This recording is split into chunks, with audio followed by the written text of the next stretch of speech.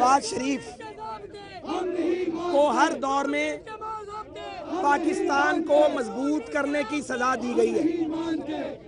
कभी ये सजा और ये साजिश जनरल परवेज मुशर्रफ की शक्ल में हुई, कभी ये सजा और साजिश जनाब सज्जाद अली शाह की शक्ल में हुई, और पनामा केस को एक सियासी मुकदमा बनाया गया है। और मैं पूरी कौम को मुखातिब करके ये कहना चाहता हूं कि हम पनामा का मुकदमा अवाम की अदालत में लड़ेंगे।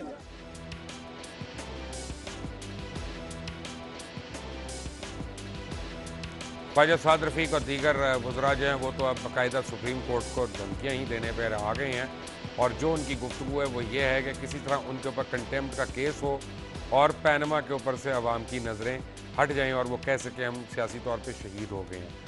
Fact of the matter is कि मुल्क एक बार फिर दहशतगर्दी की लपेट में है, दहशतगर्दों ने सर उठा लिया है, और हुकूमत हमारी जो है वो एक मासूम चीज़ बनकर अलग से तमाशा देख रही है। वो चाह रही है कि पता नहीं कि अवाम इसी में बिजी रहें और उनकी जो कार्रवाइयाँ हैं वो ख़त्म होती रहें।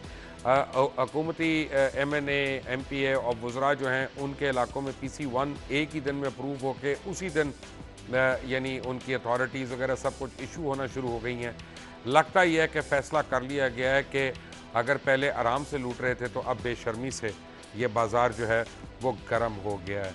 मुझे ज्वाइन किया आज बहुत ही अरसे के बाद हमारे सीनियर हैं, हमारे भाई हैं, जनाब मोहतरम हसन निसार साहब ने, किसी तारुफ के मोहताज नहीं है, और मुझे ज्वाइन करें इस्लामाबाद से पाकिस्तान मुस्लिम लीग के सेनेटर कामिल अली आगा। आप दोनों हजरात का बहुत बहुत शुक्रिया। हसन भाई, बात यह है कि कल जस्टिस अजमत सईद ने रिमार्क्स भी दिए कि नैब हमारे सामने वफात पा गया, और नैब क्या FDR भी वफात पा गया। अब जब ये इदारे भी हुकूमत की लॉन्डी बनकर काम करेंगे तो फिर तो किसी को किसी चीज़ की उम्मीद नहीं होनी चाहिए।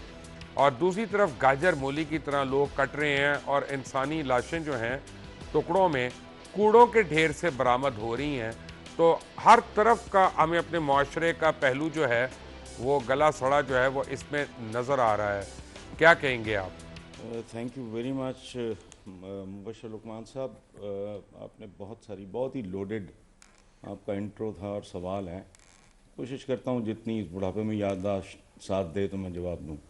आपने साद रफ़ीक के बयान का और बाकियों के भी, ये जो इसी तरह के जो हैं उनके, ये बुनियादी तौर पे फैसले से पहले ये हार का ऐलान है, और धमकियां जो दे रहे हैं इस मुल्क की इस्टेब्लिशमेंट को, बाकी अगर को रह गया है इस मुल्क का को वाली वारिस तो उनको जान लेना चाहिए कि ये धमकियां नहीं हैं, चूँकि इनका माजी इस बात का गवाह है। ये तो बग़ैर धमकियों के यलगार कर चुके हैं सुप्रीम कोर्ट पे, और ये उसकी पूरी तौर पे नफसियाती और आई एम श्योर दूसरी किस्म की तैयारियां कर रहे होंगे। बाकी जो आपने इनका तारुफ कराया तो बुनियादी तौर पे नून लीग का तारुफ हुआ है दो लफ्ज़ों में, एक करप्शन, दूसरा इदारों की तबाही और बर्बादी। इन दो कामों के अलावा इन्होंने कुछ नहीं किया। जिन चीज़ों का ये क्लेम करते हैं बुनियादी तौर पे, उनमें से पाकिस्तान का न्यूक्लियर पावर बनना तो ये तो छोड़ दें आप, ये इनमें से किसी का काम नहीं है। वो एक इदारा है, वही उसका माई बाप था, वही उसका वाली वारिस था, वही उसका मॉनिटर था, वही उसका इंचार्ज था, वही उसका बॉस था, किसी का बाप नहीं रोक सकता था। सो छोड़ें। बाकी ये रह गए मोटरवेज, तो मोटरवेज जितनी बड़ी वीरानी पूरी दुनिया में नहीं है। कॉन्सेप्ट बेसिकली ये था कि इकॉनमी को जंप स्टार्ट मिलेगा, किक स्टार्ट मिलेगा, ये वो मेगा प्रोजेक्ट्स मेगा करप्शन के लिए किए जाते हैं। सो करप्शन हो गई, इदारों की तबाही की एक मिसाल दे दे कि मैं थक गया हूँ। आप भी जानते हैं इमरान खान ने भी गलत वादा किया लोगों से, उसने कहा था कि मैं इसको बहुत बड़ी तादाद में पब्लिश करा के इस रिपोर्ट को अवाम में तकसीम कराऊंगा। मैंने वो नईमुल हक साहब को यहाँ तक कहा कि मुझे दे दो, मेरे से गुम गई है, मेरे से भी वो कॉपी मुझे दे दो, मैं खुद खर्च करके 2-4 लाख तकसीम करा देता हूँ। वो थी अब्बास खान साबिक IG पंजाब की रिपोर्ट, जिन्होंने एज सिटिंग IG कहा कि इन लोगों ने क्रिमिनल्स को जो वांटेड थे, पुलिस को वांटेड थे, उनको पुलिस में भर्ती किया। वो एक कंप्लीट कॉम्प्रिहेंसिव रिपोर्ट एक सिटिंग IG की। अच्छा, ये तो है इनका था। आखिर पे आपने एक बात की, वो मुझे बड़ी अजीब और मज़े का खेज लगी है। ये बहुत से हमारे भाई और दोस्त और कॉलीग्स इस पे मातम कर चुके हैं। मैं 2-3 मुख्तलिफ जगहों पे पिछले दिनों other than my own program में ये बात कर चुका हूँ। मैं हैरान हूँ क्यों करते हैं बात। आप कम से कम आपको ये बात नहीं करनी चाहिए थी कि इंसानी आज़ा की तौहीन हो रही है, उनको कूड़े में, गंदगी में, गंदी नालियों में फेंका जा रहा है। हैरत अंगेज बात है मुबश्शिर लुकमान साहब, हम अजीबो गरीब चीज़ों पर मातम करते हैं। जहां जिंदा इंसानों की, जीते जागते सांस लेते इंसानों की बेहुरमती, अहानत, तजलील, तौहीन 3 शिफ्टों में होती हो और 70 साल से हो रही हो, तो आप मुझे मेरी जिंदगी में तो ठुड्डे मारते रहें, आप मेरी तजलील करते रहें, तौहीन करते रहें, उसके बाद मुझे कुछ हो हवा जाए तो आपको कहें, आप कहें कि हैं आए ये हसन भाई का हाथ कटा हुआ कूड़े के ढेर पे पड़ा है। क्या फर्क पड़ता है? जहां औरतें कब्रों में महफूज नहीं, बच्चे कब्रों में महफूज नहीं, जहां बंदा मारे आपको खालिस दूध नहीं मिलता। ये कोर्ट का फैसला है, मैं नहीं कह रहा। एक ब्रांड के अलावा उन्होंने कहा पूरे मुल्क में दूध ही फारग है। अच्छा, जाली दवाएं पंजाब गवर्नमेंट का डेफिनेटली बहुत अच्छा। मेरा तो एजेंडा ये 22 साल पुराना 3-4 हैं। तालीम, जाली दवाएं और खुराक में मिलावट, बढ़ती हुई आबादी, मेरे 5 जारी तो मौजूआत हैं। मैं तो I keep repeating my self. तो वो बदमाशों का टोला बाहर आ गया, ब्लैकमेलर्स बाहर आ गए। आप एक बिच्छुओं से पूछा किसी ने, तुम में सरदार कौन? उसने कहा जिसकी दुम पे पांव रखो। वजह ये कल्चर इस बुरी तरह बर्बाद क्यों हुआ कि कोई किसी की सुनने को तैयार ही नहीं है। उसकी वजह है ये इदारे खा गए हैं। शरीफ घर का, किसी डिसेंट पढ़े लिखे घर का बच्चा सिविल सर्विस में जाने पे थूकता भी नहीं आज, क्योंकि वो नहीं कर सकता इन लोगों की मुलाजमतें। अच्छा, क्यों इदारे बर्बाद किए? इनको पता ही नहीं इदारे होते क्या हैं। जिनके घर में कभी कोई कांस्टेबल और पटवारी ही नहीं पैदा हुआ था, उनको अगर आईजी पॉइंट करने का मौका मिलेगा तो ऑब्वियसली वो एक खास तरीका है जिसके तहत वो चलेंगे। वो हर बंदे को अपने अंगूठे के नीचे रखना चाहेंगे, हर एक को अपना जाती गुलाम देखना चाहेंगे। मायार क्या होगा? वो किरदार नहीं होगा, मायार जाती वफादारी होगी, चाकरी होगी, नौकरी होगी। सो जो बंदा बेवकार होगा, जो बेतौकीर होगा, जो बेइज्जती और जिल्लत और चाकरी बर्दाश्त कर सकता होगा, वो जाहिर है वो नालायक भी होगा, वो बहैसियत इंसान घटिया भी होगा। क्योंकि जिंदगी का बुनियादी उसूल यह है कि जो आदमी अपनी इज्जत नहीं करता, जिसको अपनी इज्जत की परवाह नहीं, उसको किसी की भी इज्जत की परवाह नहीं। लोगों की इज्जत, एहतराम, आबरू वो आदमी करता है जिसे ये सारा कुछ अपने लिए भी दरकार होता है।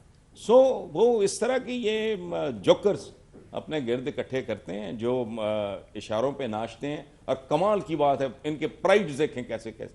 पंजाब स्पीड हो, क्या स्पीड? मुहावरा तो कुछ और बताता है कि जल्दी काम शैतान का।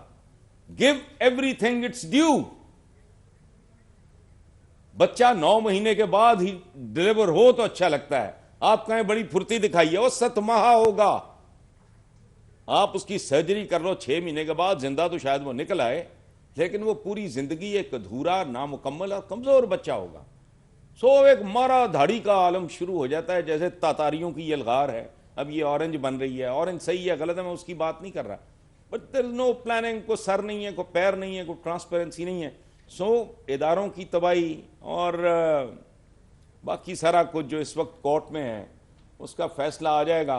तैयारी करनी चाहिए इस मुल्क के अवाम को कि अगर ये फिर से यलगार करने की कोशिश करते हैं, ये इमरान खान के लिए भी, ये पूरी पीटीआई के लिए भी चैलेंज है। इन्होंने पंगा लिया है। अब पिछली दफा की तरह, पिछली बार की तरह जब जजेस को जूते छोड़ के भागना पड़ा था, वो एक्शन रीप्ले होने की नौबत नहीं आनी चाहिए। अब फैसला मुझे नहीं पता क्या आता है दोनों सूरतों में। अगर इनके हक में आया तो सुकून ही सुकून है, वरना। और कमाल की बात देखें आप, कल तक वो कह रहे थे हम अवाम की अदालत में जाएंगे, अब ये कह रहे हैं अवाम की अदालत में जाएंगे। तो इन अदालतों को आसान किस्तों पे फरोख्त कर दो, इजी इंस्टॉलमेंट्स में आगे पीछे कहीं इधर उधर चला दो। पूरे मुल्क के सासे बेच रहे हो, इनका भी ऑक्शन कर दो। अवाम की अदालत, भाई अवाम की अदालत क्या है? चोरी चकारी का केस है। अवाम उसमें क्या करेंगे? अवाम को तो ना पनामा के स्पेलिंग आते हैं, ना उनको पता है वारदात क्या है। और जिस बंदे को अगले वक्त की रोटी का नहीं पता, पता नहीं कि जी 29% या इतना, कोई चंद हफ्ते पहले समझी वो टेलिंग मी को सर्वे हुआ, बाकी तो मुल्क के अवाम को पता ही नहीं कि पनामा है क्या। तो ये किन के पास जाएंगे जी? मुझे ये समझाएं, जिनको केस का ही नहीं पता। अदलिया का एहतराम करते हैं, फलाना करते हैं, टमकाना करते हैं, जितने ड्रामे कर चुके हैं ये, उनकी रोशनी में सब्र से, तहम्मुल से काम लें। आला तरीन जजेस हैं, वेल रिप्यूटेड लोग हैं, काबिल एहतराम लोग हैं। हेयरिंग हुई है, जो कुछ भी है। एक और बड़ा इनका मुहावरा रहा है पिछले दिनों में, दूध का दूध पानी का पानी। इनको ये नहीं पता दूध में सवाए पानी के होता ही कुछ नहीं। दूध का मेजर इंग्रेडिएंट तो होता ही पानी है। अब अगर वो कहते हैं कि जी दादा साहब मौजूद नहीं रहे, बेटे काम नहीं करते, बेगम हाउसवाइफ हैं, तो फिर एक ही बंदा रहता है, तो कॉमन सेंस की बात है, समझ में आने वाली बात। इनका तो मेरा ख्याल है जिक्र ही ना करें तो ब्लड प्रेशर बर्बाद करने वाली बात। कामिल अली आगा साहब, दो बड़ी हैरतनाक चीज़ें हुई आज कि कोर्ट के अंदर अनूशा रहमान ने सुप्रीम कोर्ट की लॉबी में साद रफ़ीक और बाबर अवान की बातचीत रिकॉर्ड करने पर ना सिर्फ एक मोबाइल छीना बल्कि उससे बदतमीज़ी की। चैनल 7 के वो सहाफ़ी हैं, और उसके बाद उनको इंतहाई घटिया किस्म की धमकियां दी, ये कह कर कि मैं तुम्हें 14 साल के लिए कैद में डाल दूंगी, FIA जो है वो उसके हवाले कर दूंगी, पुलिस से मैं पता नहीं क्या करवाऊंगी। फिर शफकत इमरान जो हमारे सीनियर सहाफ़ी हैं, वो सॉलिड वेस्ट मैनेजमेंट को पेट्रोल और डीजल चोरी करते हुए उनकी टीम्स को उन्होंने पकड़ा और उसे वो कवर कर रहे थे, तो उनको तशद्दुद का निशाना बनाया गया, उनका सर फाड़ दिया गया। ये पागल तो नहीं हो गए? क्या हो गया है अपना इतने उसमें? और आप लोग सारे जो पार्लियामेंटेरियंस और सेनेटर्स हैं वो इस बात पर स्वाय मातम करने के कुछ नहीं कर सकते? नहीं, ये बात नहीं है मुबशर। हम सारे इश्यूज जो हैं ये हम सेनेट के अंदर अमूमी तौर पे उठाते रहते हैं, और हम कोई ऐसा इशू आज तक ऐसा नहीं आया जिसके ऊपर हमने प्रोटेस्ट नहीं किया, एहतजाज नहीं किया, हुकूमत को तनबीह नहीं की। लेकिन हुकूमती वज़रा जो हैं उनका रवैया इसी किस्म का है। पार्लियामेंट को तो वो समझते कुछ नहीं है। जब वज़ीर आज़म पाकिस्तान कोई अहमियत नहीं देगा पार्लियामेंट को, तो फिर वज़रा क्या देंगे? वज़रा तो दो साल बाइकाट कर देते हैं। पार्लियामेंट का कह दें, सेनेट का कह दें अपर हाउस है, वज़ीर दाखिला ने 1.5-2 साल बाइकाट रखा। उसके बाद जो ख्वाजा क्या साहब हैं सियालकोटी, उन्होंने भी कोई 6 माह 8 माह बाइकाट रखा। और अगर कोई वज़ीर आता है तो इन्होंने एक स्टेट मिनिस्टर का एक ओहदा ऐसा बना लिया है जिसका सिर्फ काम आके झूठ बोलना है। उसको आके वो भेज देते हैं, वो आके कोई गलत बयानी करके on the floor of the house चला जाता है, उसकी निशानदेही भी होती है। उसके बावजूद इनको कोई शर्मिंदगी नहीं होती, इनका रवैया यही रह रहा है। और अब तो आपने देख लिया कि कोर्ट के अंदर अगर कोई वज़ीर जो है वो इस किस्म का रवैया अख्तियार करता है तो मैं समझता हूँ कि कोर्ट को फौरी तौर पे सो मोटर एक्शन करना चाहिए इसके ऊपर। क्योंकि ये देखें, अगर कोर्ट के अंदर कैमरे की इजाज़त नहीं भी है तो वो पाबंदी सुप्रीम कोर्ट की नहीं, लॉबी के अंदर नहीं है जी, लॉबी के अंदर कोई प्रॉब्लम नहीं है। हुकूमती वजीर जो है उसका कोई इख्तियार नहीं बनता कि अगर कोर्ट के अंदर भी कोई कैमरा इस्तेमाल कर रहा है तो कोर्ट का काम है कि वो उसको मना करे या उसके खिलाफ कोई कार्रवाई करे। ये वजीर का काम नहीं है। इन्होंने सारे इख्तियारात अपने हाथ में ले लिए हैं, और वो तो आप रोज देखते हैं, रोज बयान जो आप बार देखते हैं वुज़रा के, और वुज़रा सारा काम छोड़ के सिर्फ और सिर्फ वजीर आज़म पाकिस्तान के दफा में लगे हुए हैं। और ये केस जो है ये बीइंग वजीर आज़म तो नहीं है, ये तो मियाँ नवाज शरीफ का केस है। उसका पर्सनल केस है, उसके पर्सनल उसके ऊपर, उसकी ज़ात के ऊपर इल्ज़ाम आता है, तो उसका दफा या उसके वकील करें या वो खुद करें, लेकिन सारे वज़रा उसका दफा कर रहे होते हैं। और जो उनका रवैया होता है उसके अंदर कोर्ट को अमूमी तौर पे वो थ्रेट दे रहे होते हैं। आज भी जो वज़रा ने बात की है उसका अगर मतलब निकालें, जैसे हसन निसार साहब फरमा रहे थे, तो वो यही निकलता है ना कि जनाब हम, अगर आप ने कोई फैसला हमारे खिलाफ किया तो हम अवाम को इस्तेमाल करेंगे। यानी अवाम तो उनकी समझ लें घर की बांदी, घर की लोंडी है ना, जब मर्जी अवाम को वो जिस तरीके से मर्जी इस्तेमाल करेंगे। हक़ायक़ ये नहीं है, अवाम ना तो इस्तेमाल होंगे, वो शऊर आ चुका है, ये चंद गुल्लू बटों को इकट्ठा करेंगे और वो फिर उसी तरीके से जैसे पहले इन्होंने सुप्रीम कोर्ट के हमला किया। मुझे फिर अंदेशा लगता है, अल्लाह रहम करे, कि ये फिर उसी किस्म की गलती करने जा रहे हैं। शायद इनके रवैये से बिल्कुल मुझे तो ये महसूस हो रहा है कि ये किसी ना किसी तरीके से कोर्ट के गले लगने के लिए तैयार बैठे हुए हैं, और इन्होंने सारा जो है वो शायद बंदोबस्त कर लिया हुआ है, जिसकी वजह से ये इतने दलेराना तरीके से ये कोर्ट के मुतल्लक बातें कर रहे हैं, कोर्ट के खिलाफ बातें कर रहे हैं। और हर किसी ने, परवेज़ रशीद ने जो बातें की वो भी आपके रिकॉर्ड पे हैं, साद रफ़ीक ने जो बातें की वो भी आपके रिकॉर्ड में हैं, जो रोज़ाना की बुनियाद पे दानियाल अजीज़ गुफ्तगू फरमाते हैं, और वो एक दमाल चौधरी जो जिस किस्म की गुफ्तगू करता है, आप वो देख लें। और इनकी जो लेडीज़ वहाँ पे जाती हैं उनका रवैया और उनकी गुफ्तगू आप देखें, तो ये तो सारी गेम जो है वो पकाई जा चुकी है, और ये सारी खिचड़ी पका के उन्होंने तैयार रखी हुई है। अल्लाह रहम करे ये किस वक्त क्या करते हैं। और ये सिर्फ मैं तो दुआ करता हूँ कि मुल्क को कोई नुकसान ना हो और इस निज़ाम को कोई नुकसान ना पहुँचे। जैसे कि पहले इनकी गलतियों से, इनकी करप्शन की वजह से इस मुल्क को इन्होंने तबाही और बर्बादी की तरफ ये लेके गए। और एक मेरी दुआ ये भी है कि इस मर्तबा हमारी अदलिया जो है उसकी जिम्मेदारी भी मैं समझता हूँ बहुत बढ़ गई है, और ये सारे माहौल को और पूरी सारी प्रीवियस करप्शन को और इस मुल्क को सीधे रास्ते पे ले जाने के लिए ये फैसला जो है बड़ी अहमियत का हामिल है। ऑब्वियसली ये फैसला बड़ा अहम है कौम और मुल्क की। और मैं आता हूँ इस पे हसन निसार और कामिल लियाकत ही हैं। एक ब्रेक के बाद, एक ब्रेक।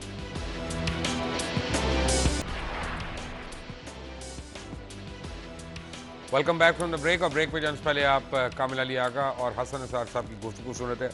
हसन भाई, मेरा एक सवाल है और उसमें एक्चुअली दो सवालात हैं, अगर आप इजाज़त दें ज़रा तफसील से मैंने आपसे पूछना है, ज़रा सा लंबा है। एक तो ये कि वज़ीर आज़म ने पार्लियामेंट में तकरीर की और उन्होंने कहा कि जब वक्त पड़ेगा, ज़रूरत होगा, हमारे पास हर सबूत है, हम सबूत देंगे। और कोर्ट में आकर वो अपने बयान से फिर गए, उन्होंने कहा हमारे पास कोई सबूत नहीं है और हम इस ज़मीन में कुछ नहीं कर सकते, जबकि ये फ्लैट्स हमारे हैं। तो ओनर्स ऑफ प्रूफ तो उन्हीं के ऊपर है, लॉ की जो रिक्वायरमेंट है, क्योंकि उन्होंने एडमिशन कर ली कि ये मेरी चीज़ है, अब उनको बताना है कि वो पैसे कैसे गए।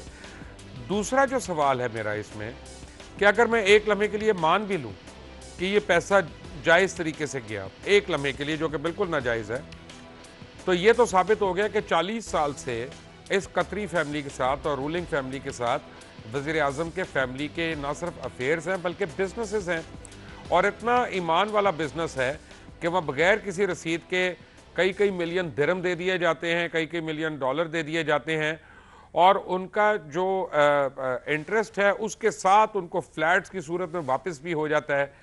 अब जब 20 बिलियन डॉलर का LNG का ठेका कतर की रूलिंग फैमिली के साथ होता है, तो पार्टनर तो उसके मियाँ नवाज शरीफ हैं। दोनों सूरतों में हजरत जो है 62 और 63 में डिस्क्वालीफाई होते हैं। Your remarks sir.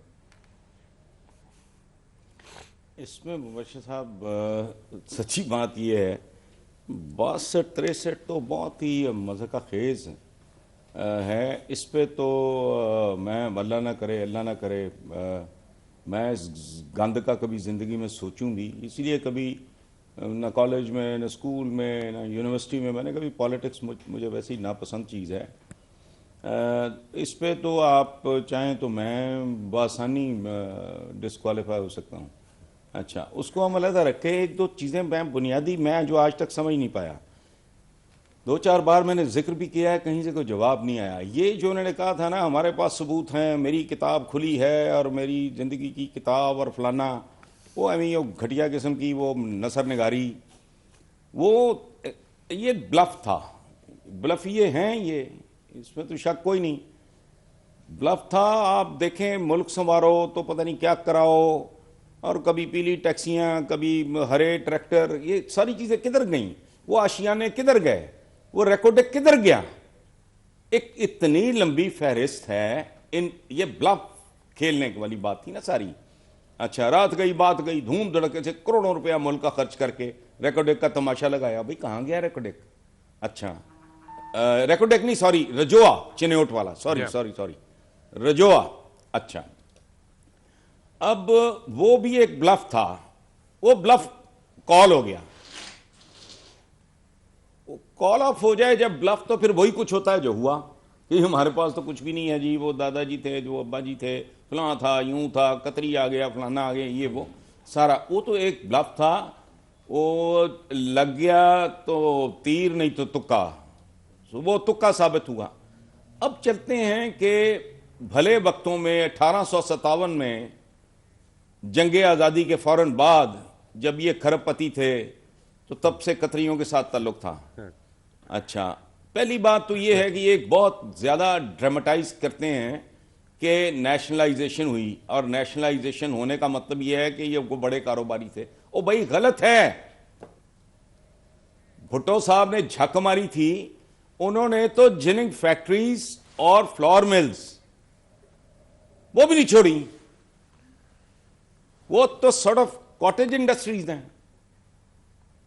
तो भुट्टो की किसी शय को नेशनलाइज करने का ये मतलब निकालना कि ये बहुत बड़े कारोबारी थे, इससे ज्यादा अहमकाना या बदयानताना बात हो नहीं सकती। अच्छा चलें जी, ये तो बकवास हो गया, इसको एक तरफ रख देते हैं। अब अगर ये बहुत बड़े को टाइकून से, तो मुझे ये बता दें 1950 में इन्होंने कितना टैक्स दिया था?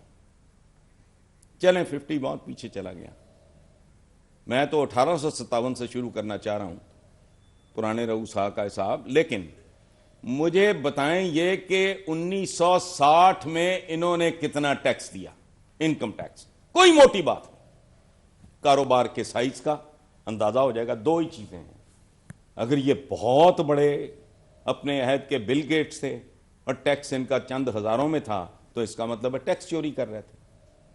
अगर टैक्स दयानतदारी से दे रहे थे तो वो इनका साइज डिटरमिन हो जाएगा। अब मुझे बताएं, एक तीसरा डायमेंशन है। मेरी दरखास्त होगी आपसे कि आप मुख्तलिफ हवालों से इस बात को रिपीट करें, हैमर करें, हथौड़े मारें इन लोगों के, को बात समझ में आए। बात सुने, कहते हैं कारोबारी हैं, कारोबारी हैं। अच्छा, कारोबारी क्या होता है? नवाज शरीफ साहब ने जब तहरीक इस्तकलाल ज्वाइन की, एक वर्कर और एक पेटी फाइनेंसर के तौर पे, और सुना है को काउंसलर वगैरह का इलेक्शन भी लड़ा था, if I am wrong please correct मी। उस वक्त इनकी उम्र क्या थी? He is my age group. इनका कारोबार का तजर्बा कितना है? आप भी कह देते हैं या इस मुल्क में जो बता, कारोबारी कौन है भाई? 81, 82 में, 83 में तो ये बाकायदा अपने गर्दन तक सियासत में आ गए थे। उससे पहले ये तहरीक इस्तकलाल ज्वाइन कर चुके थे, फॉर्च्यून हंटिंग इन्होंने शुरू कर दी थी।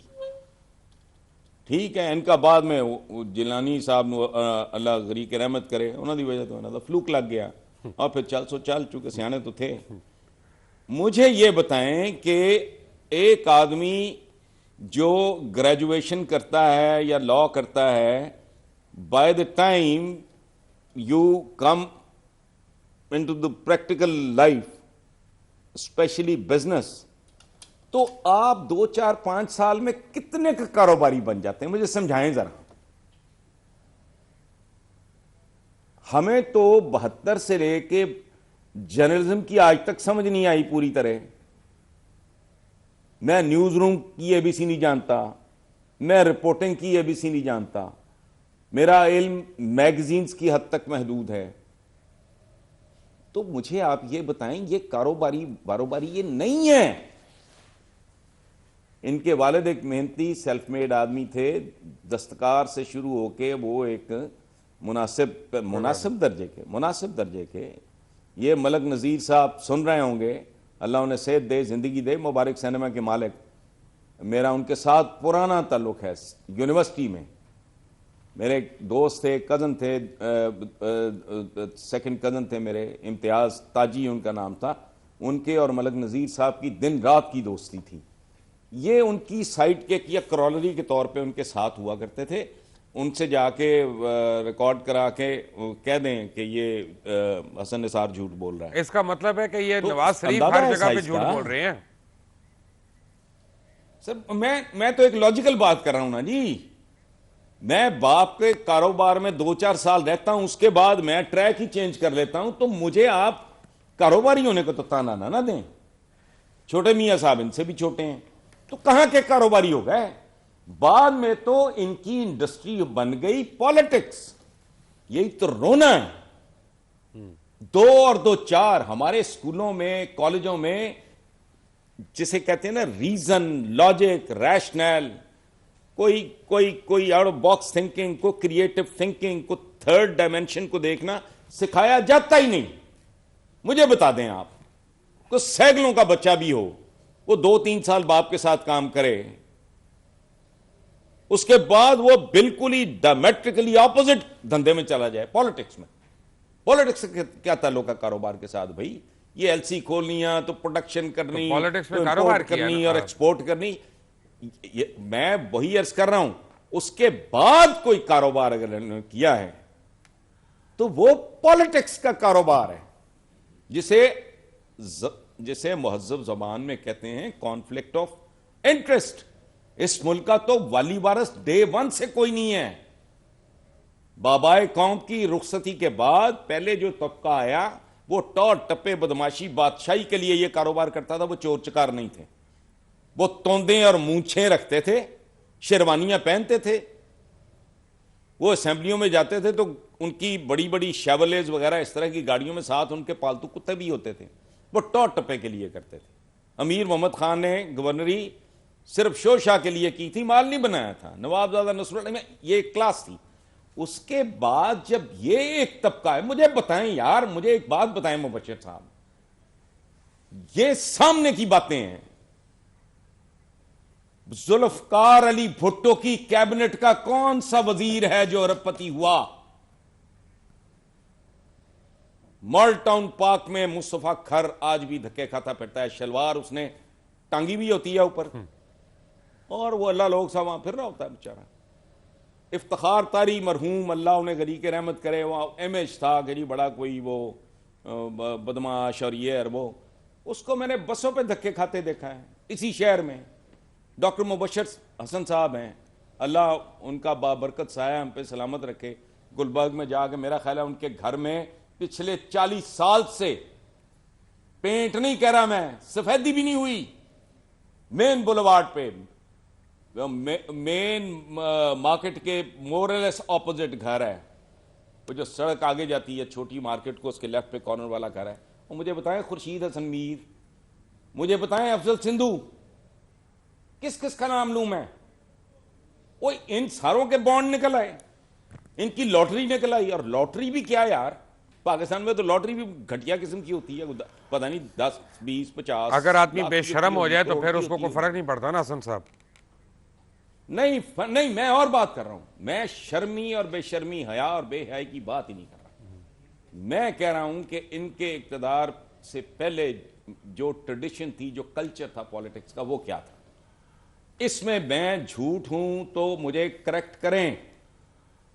जुल्फकार अली भुट्टो की कैबिनेट में जतोई ने माल बनाया कि हफीज पीरजादा ने बनाया, या मुमताज भुट्टो ने बनाया? कोई भी नहीं है। या कौसर नियाजी जागीरें छोड़ गया?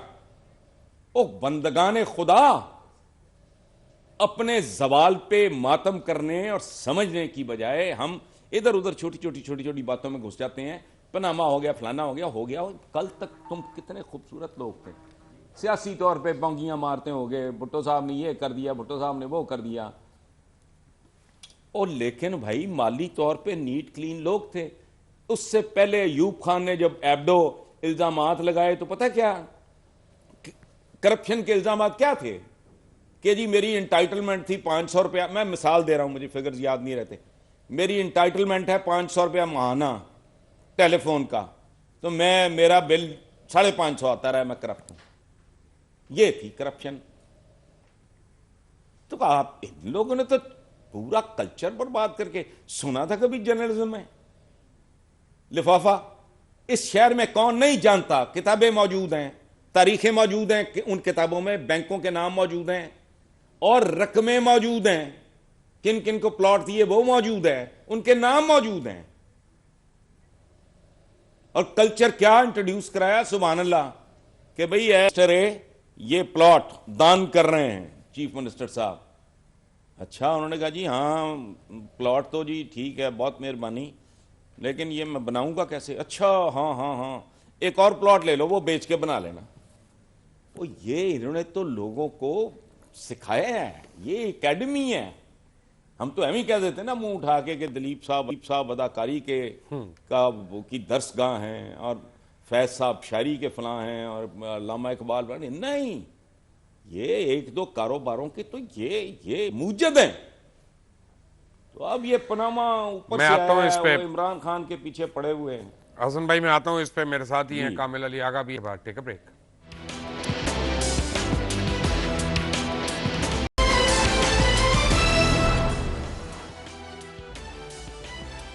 Welcome back. आप देख रहे हैं हमारा प्रोग्राम करा सच, जिसमें हसन निसार बड़ी तफसील से अपने ख्यालात का इजहार कर रहे हैं। साथ ही सेनेटर कामिल अली आगा भी हैं। कामिल अली आगा साहब अस्सलाम वालेकुम वंस अगेन। आपको मैंने बड़ा वेट कराया है, I am sorry for that. मुझे ये बताइएगा कि हमें अब हर तरह से पाकिस्तान में बच्चा समझ गया है, जान गया है कि मियां नवाज शरीफ जो हैं वो इंतहाई दर्जे के करप्ट साबित हुए हैं और उन्होंने ना सिर्फ करप्शन की बल्कि उसको छुपाने के लिए अब वो धमकियों पे भी उतर आई हैं। अब या हमारे पास तो दो तरीके हैं ना, या तो हम बैलेट से बदल लें, और बैलेट खुद नहीं बदल सकता क्योंकि बैलेट गिनने वाला कोई और है, वोट डालने वाला कोई और है। तो दूसरी सूरत तो खुदा न खास्ता खूनी इनकलाब है। ये आप किस तरफ लेके जा रहे हैं सारे हमें? देखें, मेरे ख्याल में अब मुबशर अभी हमें थोड़ा सब्र करना चाहिए और देखना चाहिए और उम्मीद ये रखनी चाहिए। पहले भी मैंने अर्ज़ किया कि कोर्ट जो है उसके हाथ में पाकिस्तान का मुस्तकबिल है और ये जो जजेस हैं बड़े ही सीनियर और बड़े समझदार बावकार लोग हैं। तो हमें उम्मीद करनी चाहिए कि ये पाकिस्तान के हक में मैं किसी के खिलाफ नहीं कहता। अगर साहब लेकिन एक मेरी बात सुने, पाकिस्तान के हक में फैसला सॉरी पाकिस्तान सॉरी देखें, ये जो सुप्रीम कोर्ट है, ये फैक्ट है कि इतनी अच्छी यानी एट लार्ज कोर्ट्स जो हैं हमारे कम आई हैं हमारे मुल्क में, और सारे जजेस जो हैं बहुत ही काबिल एहतराम हैं। अगर उनकी ज़ात के ऊपर कीचड़ उछालना शुरू कर दे, कोई कहना शुरू कर दे कि आपको अगर पढ़ना नहीं आता तो अपना दोबारा से तालीम हासिल करें, ऐसा की धमकियां दें, तो ये भी तो हमें बहसियत सोसाइटी बर्दाश्त नहीं करना ना जी। हमें अपने जजेस को सिक्योर भी तो करना है। नहीं, कब किया जी? इस पे तो मैंने बार बार कई प्रोग्राम्स के अंदर इस पे प्रोटेस्ट भी किया और मैं बल्कि ये इसकी मजम्मत करनी चाहिए हमें कि रिस्पेक्टेबल जजेस के मतलब इस किस्म की कोई गुफ्तगू करे। और कोर्ट के मतलब जब उनका केस उसके अंदर पेंडिंग है तो अब उनको चाहिए था कि वहाँ पे अपने केस को आर्गू करते, अपने जो शवाहद है वहाँ पे फराहम करते और अपने डॉक्यूमेंट्स और सारी जो मनी लॉन्ड्रिंग जो एलिगेशन है उसकी मनी ट्रेल बताते, जो उन्होंने कुछ नहीं बताया। अब देखें, उसके बाद ये नज़र आ रहा है कि वो अब कोर्ट के गले पढ़ने वाले हैं या पढ़ने की कोशिश कर रहे हैं।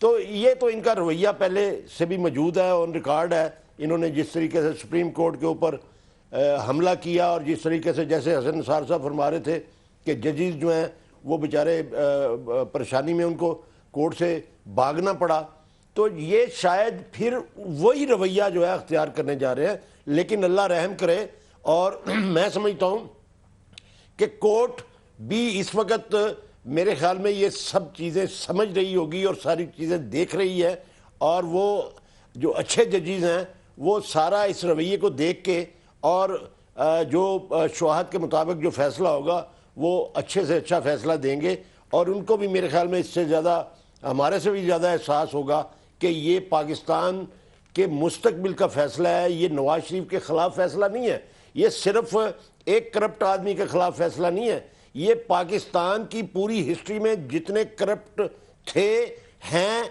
और होंगे उनके ख़िलाफ़ फैसला होगा।